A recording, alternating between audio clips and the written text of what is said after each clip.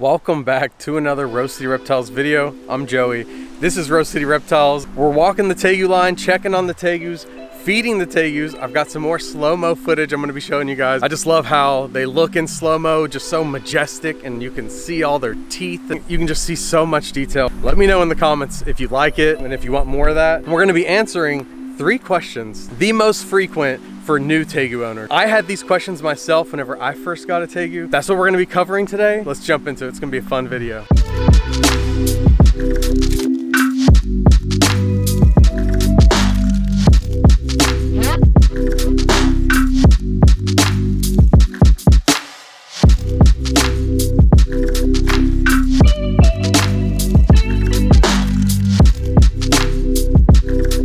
So we asked for name suggestions for Crow's girlfriend, and an overwhelming amount of people suggested the same name. And the name that was suggested that we have chosen is Raven. All of your guys' name ideas were fantastic and better than anything that I was coming up with. I have another one for you guys. He is a Tribrid. He is the dad to the other 2 Tribrids that we have. So this is the OG Tribrid, the big boy. If you have any name ideas pop in your head, just drop them down in the comments and we'll see. Next video, or the one after that, whenever, coming up soon, we'll announce what name we have chosen.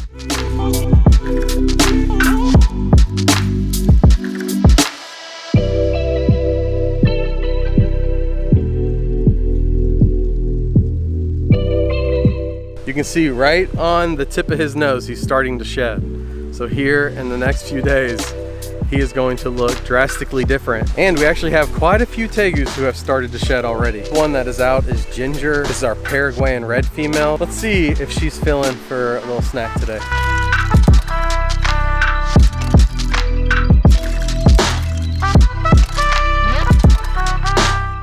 So our first question is, my Tegu stays buried all the time. What do I do?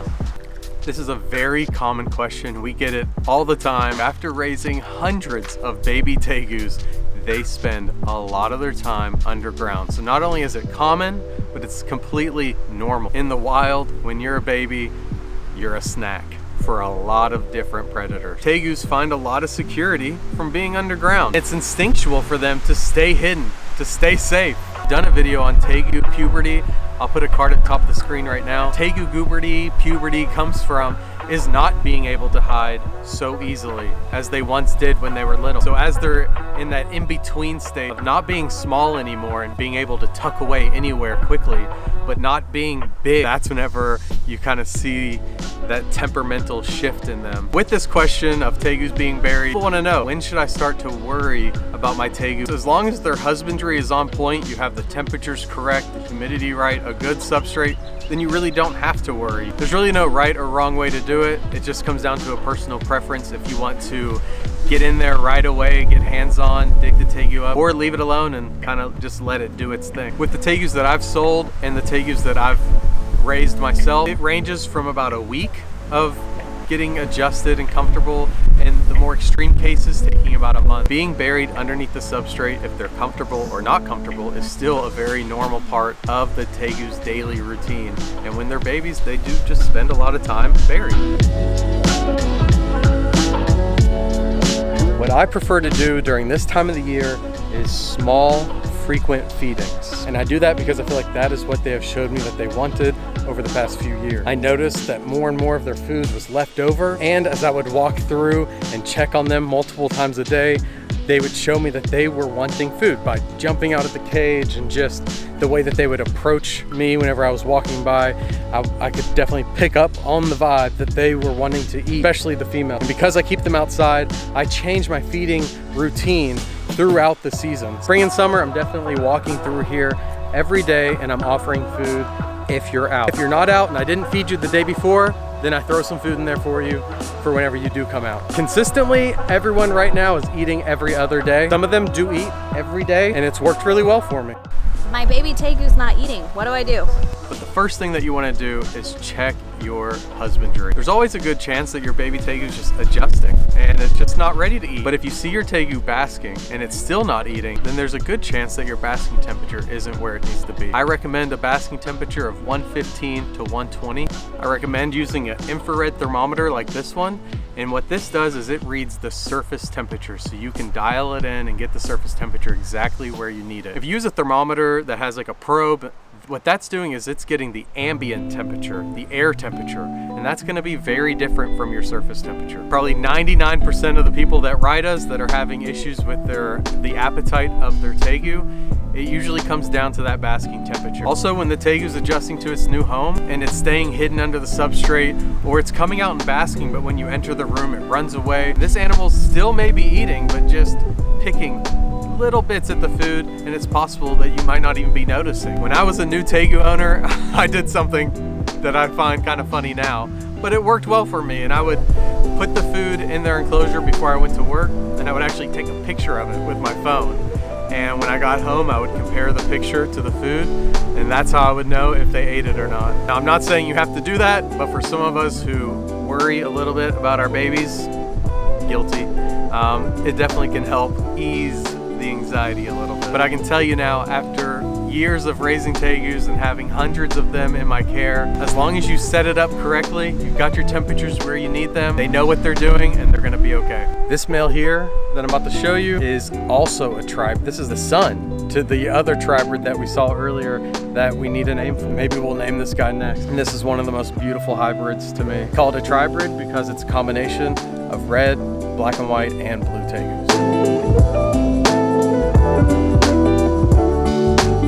Up next, we're gonna feed some of the blues. First one is the young male that we just moved out here, and he has been eating, no problem. He's adjusted to being outside. So we're gonna feed him and some other blues. Let's do it.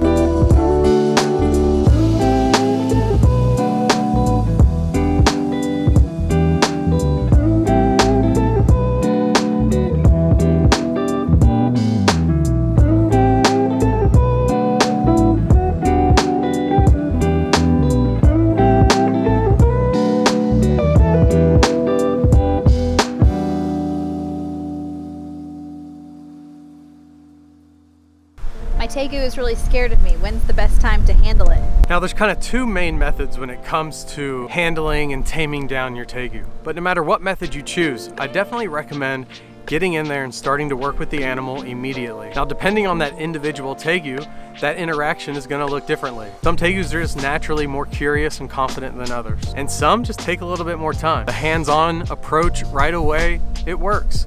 But so does taking your time. That might be putting your hands in the enclosure and just setting them down on the substrate near the Tegu, sitting in front of the enclosure, not even entering the enclosure, and just getting them used to your presence or used to your voice. That may be getting in there and handling the Tegu right away. Each Tegu and each owner, it's gonna look a little bit different. And it's not all about the Tegu learning how to trust you, but it's about you learning how to trust it.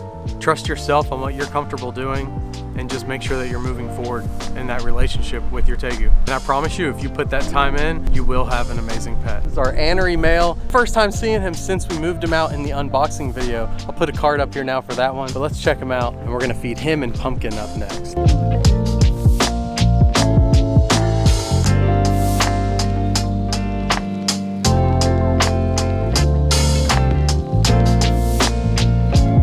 Pumpkin hasn't even shed yet. Isn't she beautiful?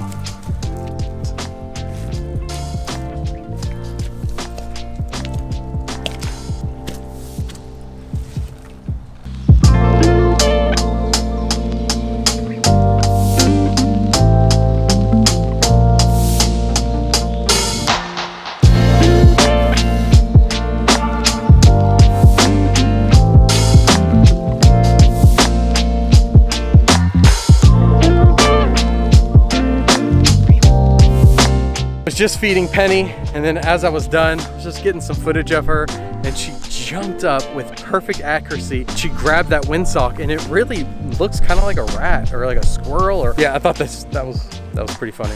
Thank you guys so much for watching this video as we answered the 3 most frequently asked questions, fed some Tegus, checked up on everybody. If you guys liked it, let me know down in the comments. Let me know if you liked that slow-mo footage. If you have any questions about Tegus or anything you saw in this video, drop it down in the comments below. We're gonna be doing a Q&A video real soon here, and we're gonna be using the comments that we get. Check out the last video that we uploaded or the 2022 season playlist that's on the screen right now.